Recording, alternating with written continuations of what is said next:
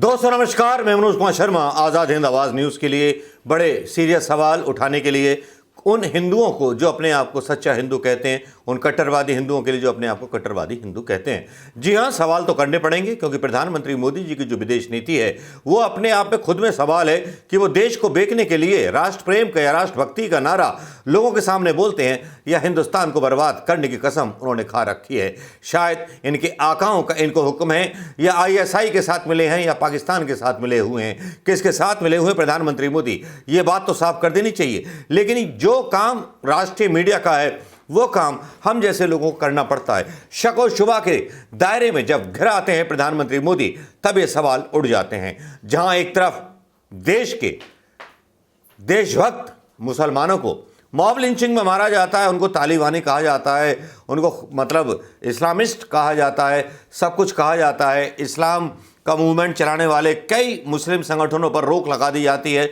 वहीं दूसरी तरफ मोदी सरकार का एक चेहरा और सामने आता है। उस चेहरे का संबंध चीन से भी है, उस चेहरे का संबंध अफगानिस्तान के तालिबान से भी है। अब आप सोच रहे होंगे ये कौन सी नई फिजा, कौन सी नई खबर, कौन सा नया झूठ लेके मैं चला आया। ये झूठ नहीं दोस्तों, ये सच है। चीन के बारे में प्रधानमंत्री मोदी की जुबान को लकवा क्यों मार जाता है?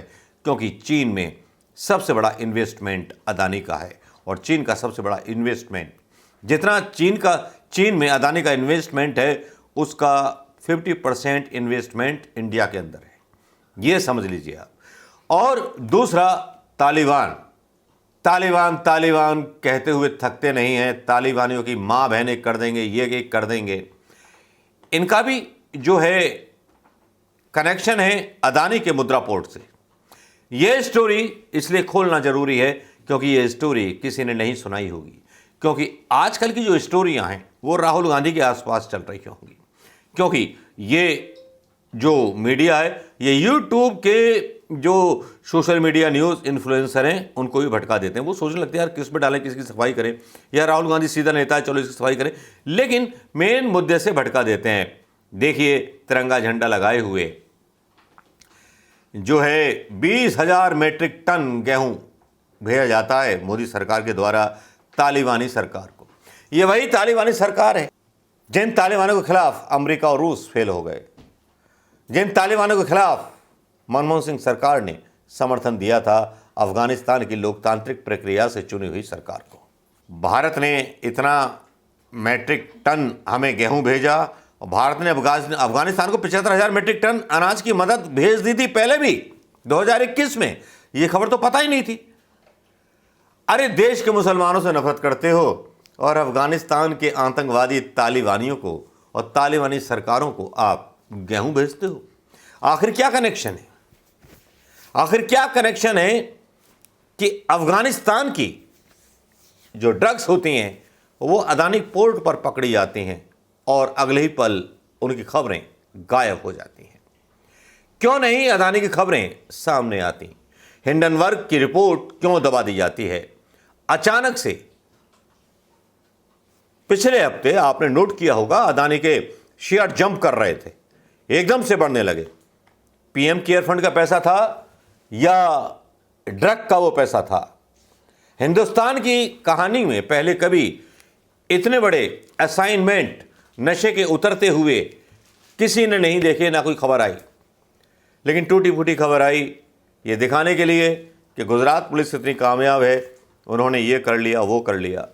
लेकिन इसमें भी जो है बहुत सारी चीज़ें शक और शुबा पैदा कर देती हैं दोस्तों।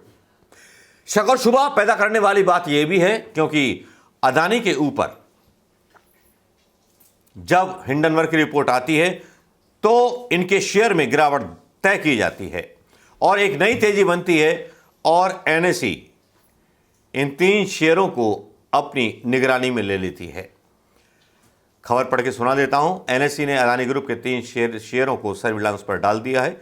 Adani enterprises, Adani power, Adani Wilmer इसमें शामिल हैं। अदानी एंटरप्राइजेस जो पहले से ब्लैक लिस्टेड था, इसको हटाया गया था, उसके बाद से इसके रेट बढ़ने लगे। देखिए कलाकारी, जब ये ब्लैक लिस्टेड था तो आपने हटाया क्यों, और जब फिर से होने लगा तो आपने फिर इस पर रोक लगाई क्यों? क्या सेबी की नीयत में भी खोट है? क्या इस नीयत पर सवाल नहीं उठाए जाने चाहिए दोस्तों? अदानी ग्रुप के शेयरों में जब भारी गिरावट आ रही थी तो नेशनल स्टॉक एक्सचेंज ने ग्रुप के 3 शेयरों को शॉर्ट टर्म सर्विलांस फ्रेमवर्क में डाल दिया था। इनमें ग्रुप की फ्लैगशिप कंपनी अदानी एंटरप्राइजेज भी शामिल थी, लेकिन अब ग्रुप के 3 कंपनियों को फिर से फ्रेमवर्क में डाल दिया गया है। इसकी वजह से शेयरों में हाल में आई तेजी है। इसमें Adani enterprises, Adani power, Adani Wilmer, NSI के एक सर्कुलर ने कहा कि इन 3 शेयरों को आज इस फ्रेमवर्क में डाल दिया गया है। 5 शेयरों ने अदानी के अपर सर्किट छुआ है पिछले दिनों, जिसमें ग्रीन एनर्जी है, अदानी पावर है, Adani Wilmer, Adani transmission, Adani total gas, जो गिर रहे थे हिंडनबर्ग की रिपोर्ट के बाद।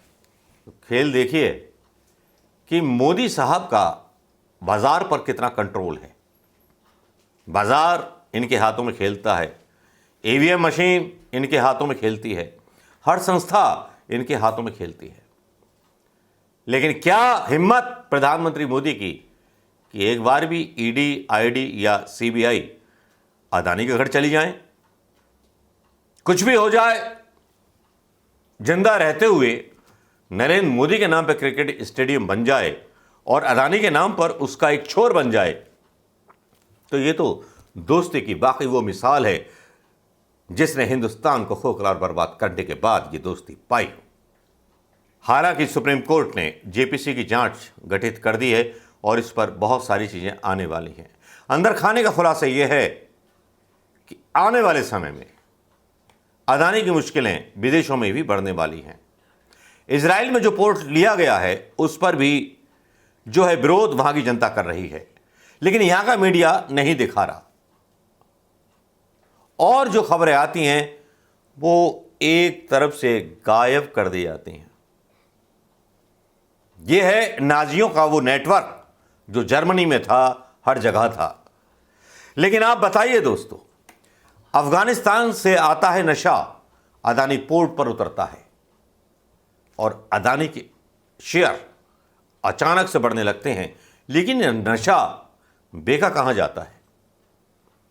2014 से पहले कोई इतनी बड़ी डील या इतना नशा नहीं आता था, लेकिन अब अदानी के काफ़ी सारे एयरपोर्ट्स पर क्यों ये नशा और अफगानी खैप आ रही है?